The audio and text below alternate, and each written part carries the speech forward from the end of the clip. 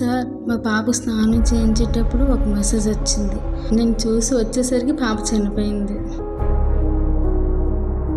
ఏమా చూస్తుంటే చదువుకున్న దానిలో ఉన్నావే, ఇలాంటివన్నీ ఎలా నమ్ముతున్నావు? ఏదో మిస్టేక్ జరుగుంటుంది. ఎలానమ్మా ఎలాండి? పిల్లలు జాగ్రత్తగా చూసుకున్నారు అది, కానీ ఓల్డ్ ఏజ్ కోసం కేసులే పెడతారు. చూసావయ్యా రాజేష్, ఈవిడికి మెసేజ్ వచ్చిందంట వీళ్ళ పాప చనిపోయిందంట. వీళ్ళేంటో వీళ్ళ కేసులు ఏంటో ఏం అర్థం కాలేదురయ్యా.